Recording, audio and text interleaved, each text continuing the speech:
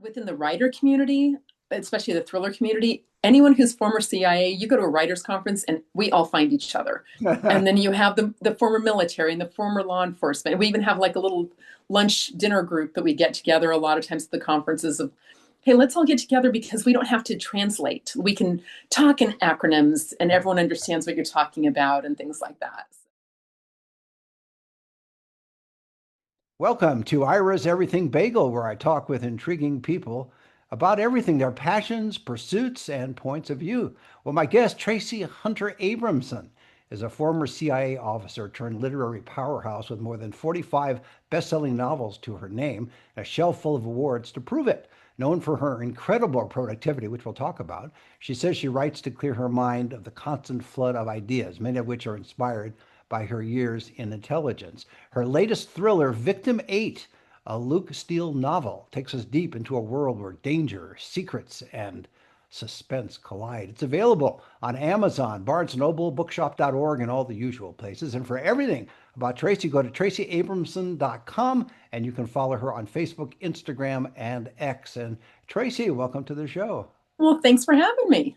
Sure. Okay. So we talked a little bit before the show. You know, I'm not a major fiction fan, but I do like Yeah. thrillers, and I like thrillers based on former experience. Uh-huh. You're in that alphabet soup agency. Yes. Clearly retired from that because you wanted more time to write all these things that are going on in your head, correct? Am I right about this? Something I like mean, that and I decided if somebody was going to raise my kids and mess them up, it ought to be me. So, that Yes. was the other part of it. And have they been messed up? I've done my best and I Okay. think I've done a pretty good job at it. All right. So, So you have 10 kids and you're writing about victim number 8, which is your eighth kid within that line of kids, right?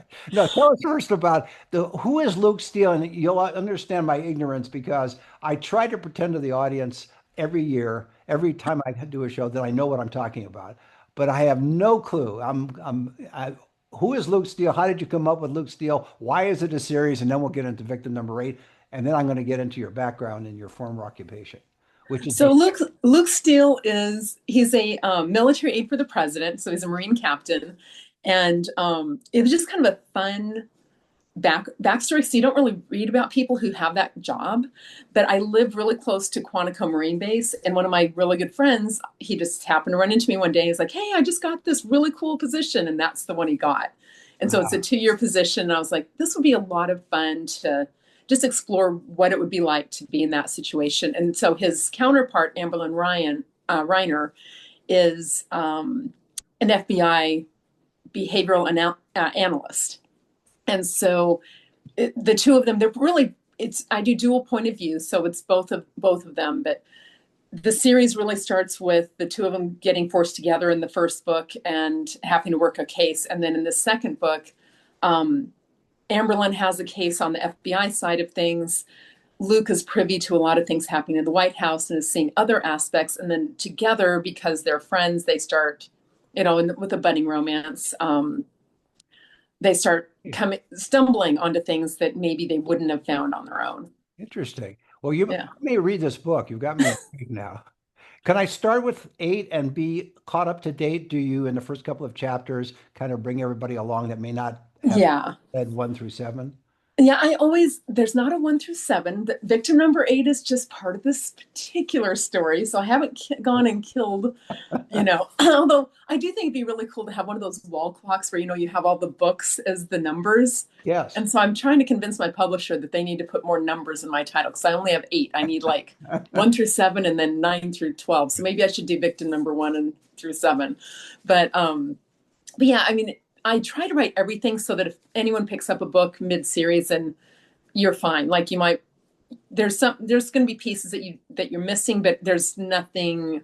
It's just really the full backstory rather than the pieces that you need for that particular book. How long So does it take you to write a book? Because I mentioned earlier the number of books you've written, and I always talk to people who, and I ask the guests who write books, whether they're fiction or nonfiction, how long does it take you to write a book, and what's your process for writing? Meaning, do you write 1 hour a day, or do you write when the inspiration hits, or do you write when the kids are asleep, or do you write when you're supposed to be working, which is probably why you're no longer with the CIA because you were writing your novel then. I know the whole backstory. I read the report. Yes, you do. I mean, yeah, honestly, it started lunch hours at CIA, so Yeah, I that was was kind right. of, Look at that. I stumbled onto the fact. Yeah. and then you have to do it because anything on a government computer belongs to them. So I was like handwriting things, and then I'd come home and I'd borrowed a computer. So, but like in today's world, because this is the day job now.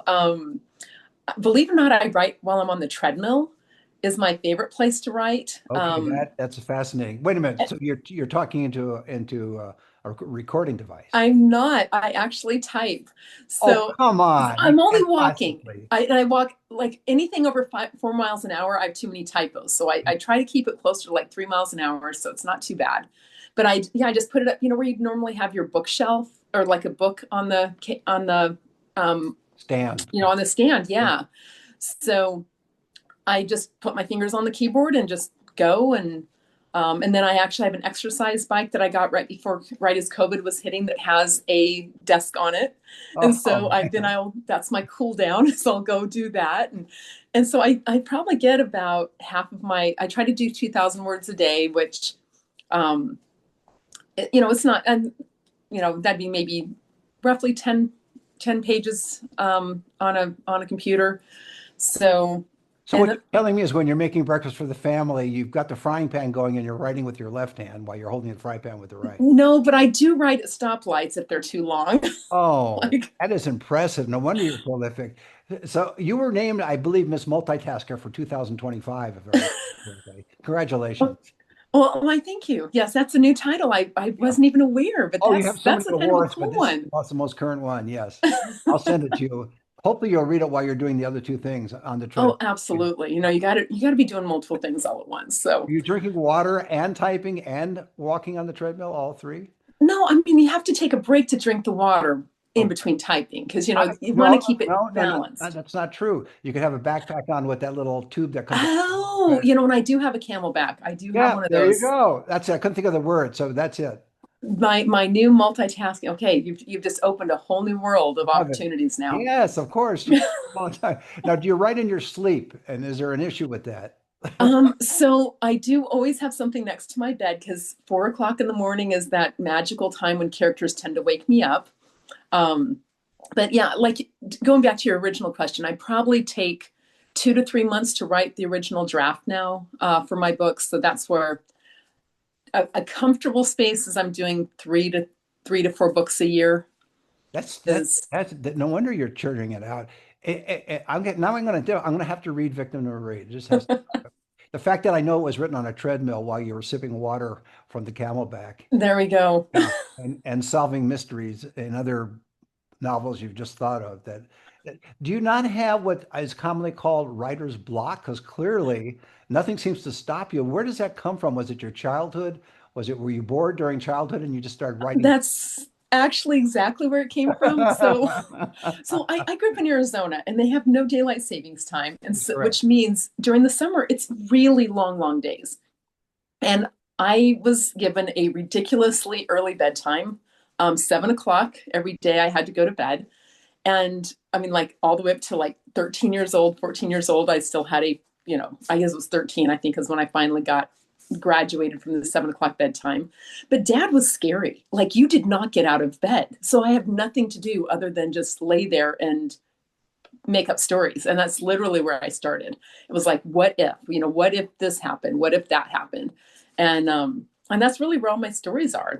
They start with that one little question of what if, and my fingers hit the keyboard and then I just see what happens with the characters. So when you started out as a kid and you were in bed, did you have at that time a little pad and pen so that you thought of things, or I didn't. I okay, you're didn't. just But the thinking one in thing your mind, right? yeah, one thing I did do is like probably my early, like 11, 12 years old, I started really keeping a journal, Hmm. and which was great because it helps you learn how to put ideas on paper. And so I think that was just amazing practice for me. And then I didn't realize I was that good at writing until, um, I mean, like in high school and college, people would read, teachers would read my papers out loud, but I was a good student. So that was just normal, that, Yeah. the math teacher would be like, hey, Tracy got 100. I was like, yeah, cool. So, I was that child that was what she broke the curve again. And I Um, know we're in a non sequential conversation, which I love because we're jumping back and forth all over the place. But how did you go? How did you decide, given the fact that you started keeping journals, right? So you were thinking uh-huh. ideas as a kid because you were stuck in bed at an early time because Arizona doesn't have a sun and or has nighttime. And Right. yeah, I'm making all this stuff. Of course, it does have time, but not for you. You can be a fiction writer. Yeah, thank you. That's right. So it doesn't have nighttime. It doesn't have drinking or gambling or any of that stuff. So you're a kid. You at first you didn't write anything down, so it's all in your head, and then you realize Uh-huh. I got to get it out of my head. I'll go crazy. You start to keep journals. How do Right. you make the transition from all of that before even novels to CIA? Why did you decide? And were you recruited because you were writing journals and they realized they could use a writer? Actually, I graduated in finance and international business from the university. So they just by chance the recruiter that year was somebody that my husband knew from home, and we had got married during college, and we'd lived during the summer at his home, and so we'd met this wonderful man, and he was like, "Hey, I'm recruiting. Why aren't you on my list?" And they were looking for accountants. And I was like, dude, I'm not counting pennies. I finance, I do hundreds of thousands of dollars.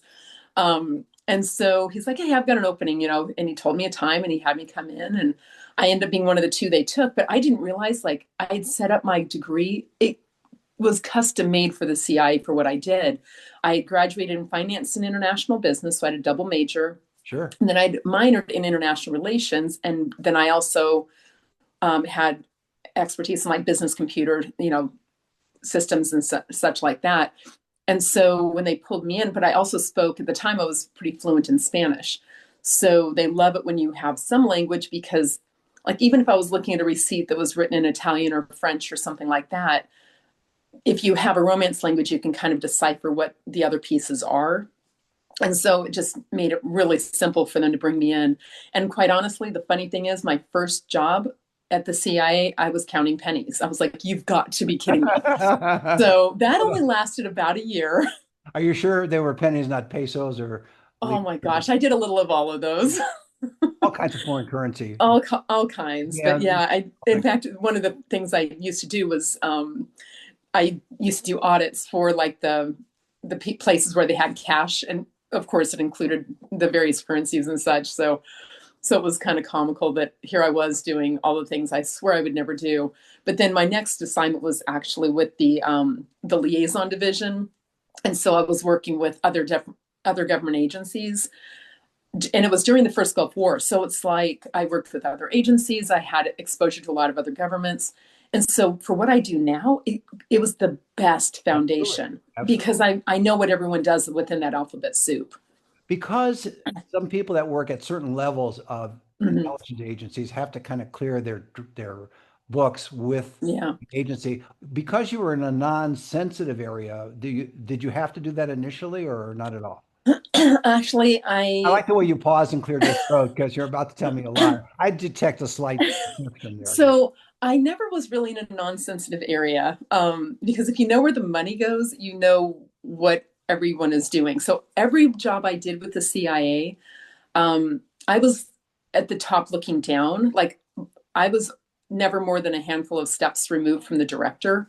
Right. Um, so, but I have a lifetime secrecy agreement. So anyone who's worked with the CIA at all for our lifetime, we have to give them stuff to clear, which of course is a pain right now because the government shut down. Right. So I'm now in that space of the book I was going to write next. I need to change it to make it where hopefully I won't have to clear it through the CI because otherwise I could miss my next deadline. Okay. So Are these self-imposed deadlines or are they contractual deadlines? contractual Oh, deadlines. okay. Yeah, You're such a self-starter. I just thought you just turn out a book every 3 or 4 months and that was the way. I kind of do, but yeah, these are most of my books that are coming out in the next. I think I'm working on one. Like I'm on the edit right now of my one book, and then I've got another one under contract. But then my publisher's already given me um, my release schedule for the Mhm. next, I think through 2030. Wow. So they already know what they want from me next. And I'm sure, and it always will change. Like if the Luke Steele novels are popular enough that they're like, oh, you know what, we really didn't want 4 books in the series. We really want 8 books. It's like, oh, I already have a plan for that. I love You have a taking very, series longs. yeah, you have a very unusual agreement with publishers because most publishers with authors, they tend to have maybe a one or two or at the most 3 book deal, but yours seems to be for the rest of your life. So yeah, I mean, kind of like I have, it's usually a 2 book deal. And then as soon as the second book gets turned in, they're like, and here's the next contract. So they just, I've been working with the same overall publishing house for 20 years now. And so even though it's different imprints, they just come to know me and they trust me. And the Yeah, great thing no, is that I'm makes with the perfect same editor.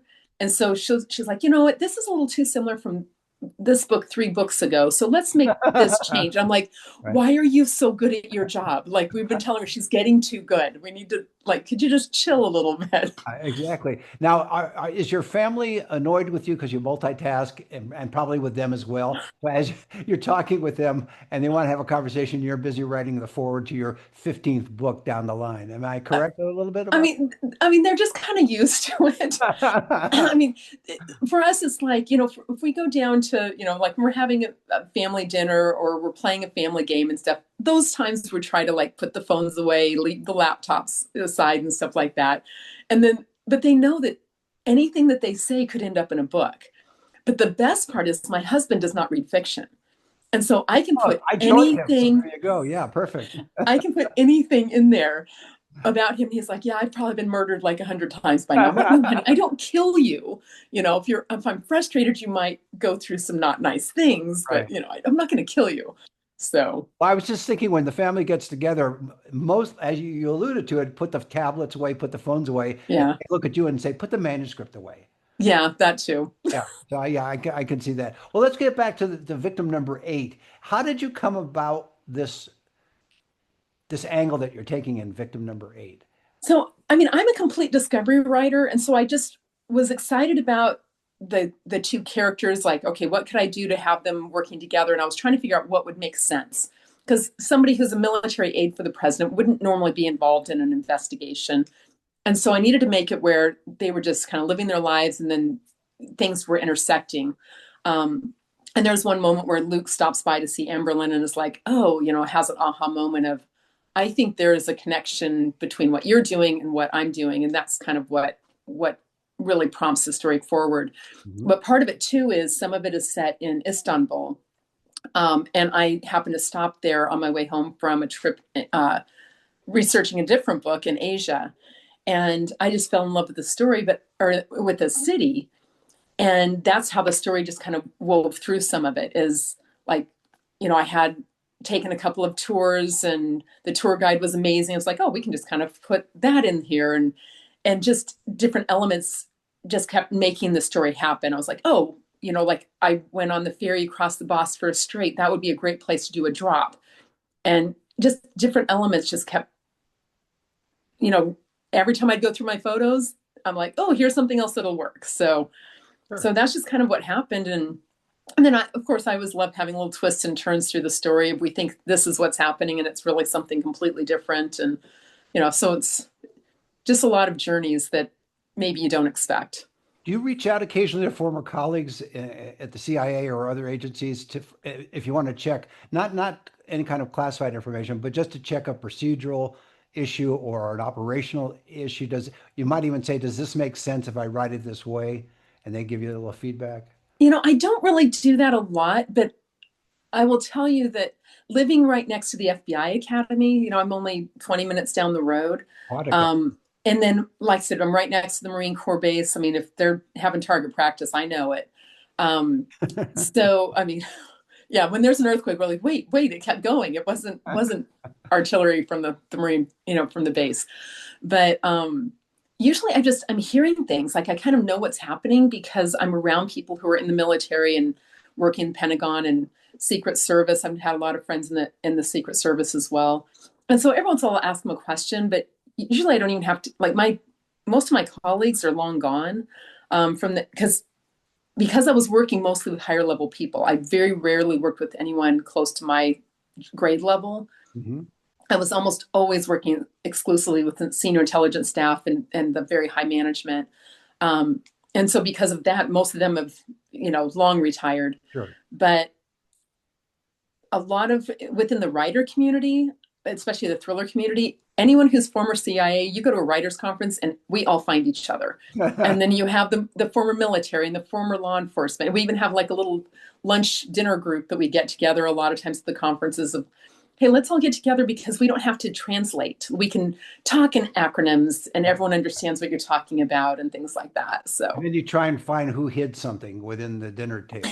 That's part of just keeping track. there's going to be a story that comes out of this at some point. I think all of us just need to write a book like how different can the same premise go with 12 different people or whatever. Yeah, I like the idea. Here's your next novel.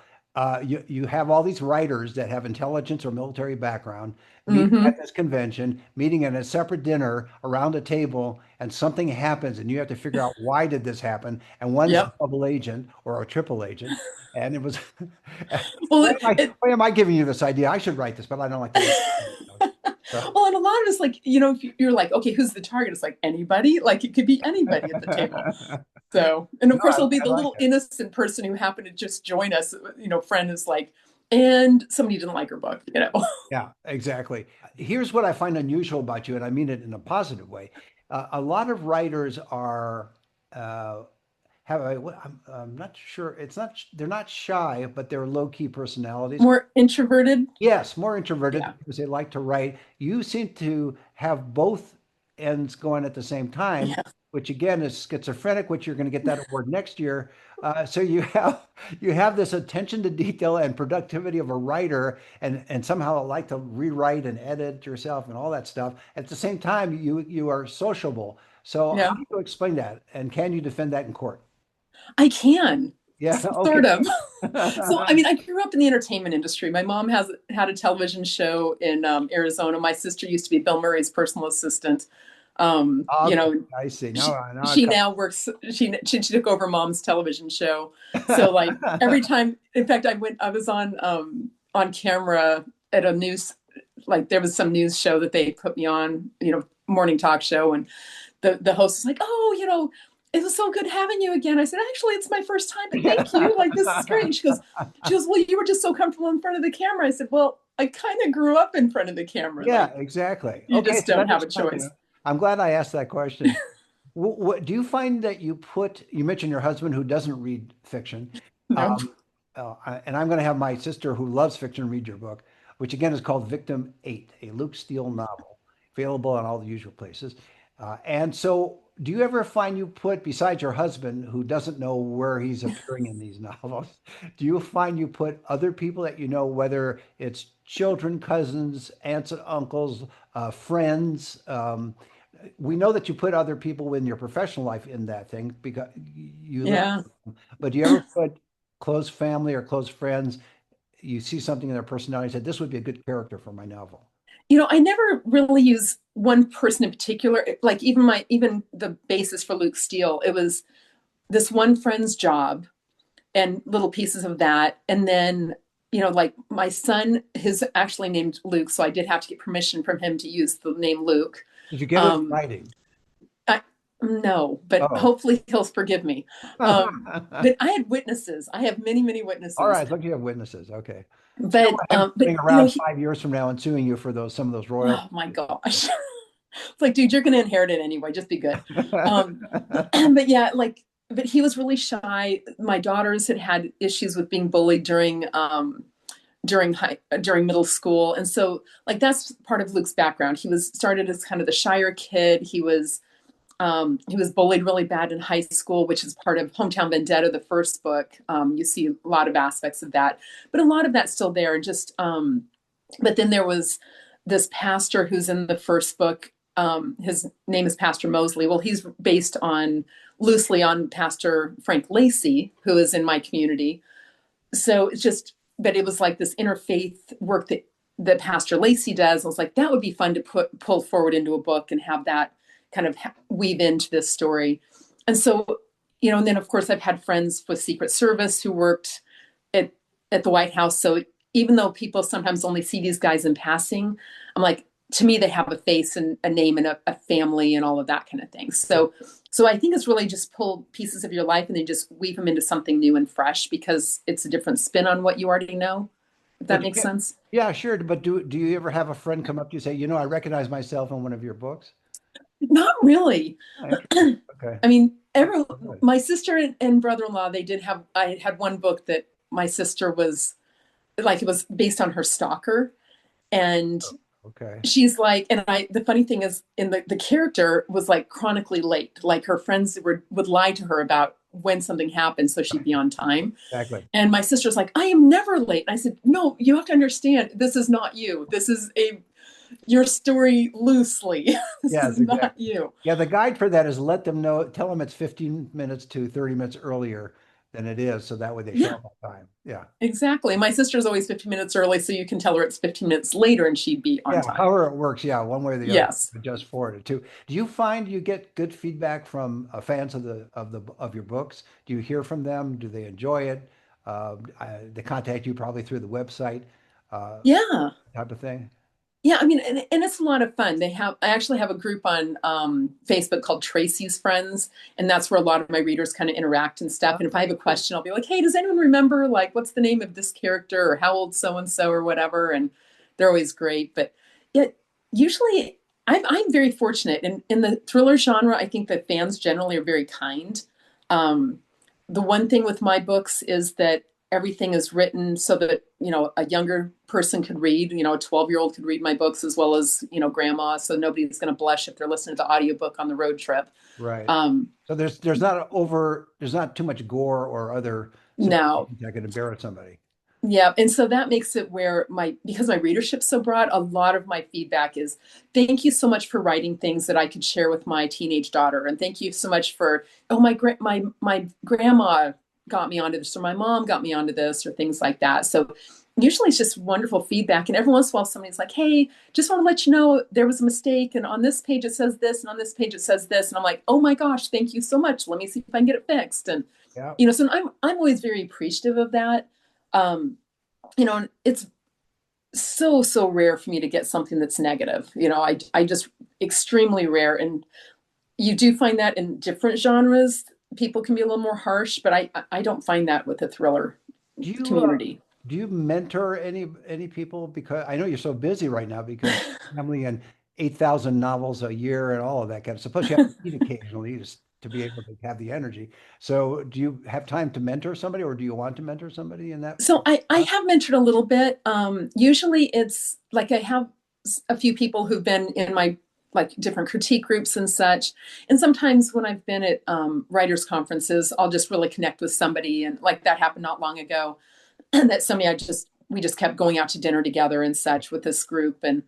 And he asked, he's like, hey, this is my first time coming to one of these. What's the appropriate way to ask, like, hey, would somebody be willing to look at my work? And I said, generally, most of us are so busy with our own work, or we're reading, for to do endorsements and things like that. Most of the time, your best bet is to go into a critique group. I said, but you've become a friend. Send me the first 5 pages of your book, and I'll give you honest feedback, because most of the mistakes somebody's going to make, I'm going to see it within those first few pages.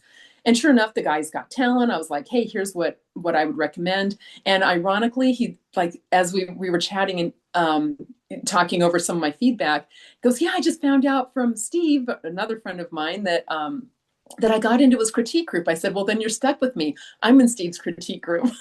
So it was kind of funny how that worked. But I'd had a woman at a different one have the same thing of like, hey, I know you're about to meet with an agent. Let me just look at the first few pages of your stuff, and I can tell you where if I see anything that I think you could improve on. So, and of course, anything on the industry.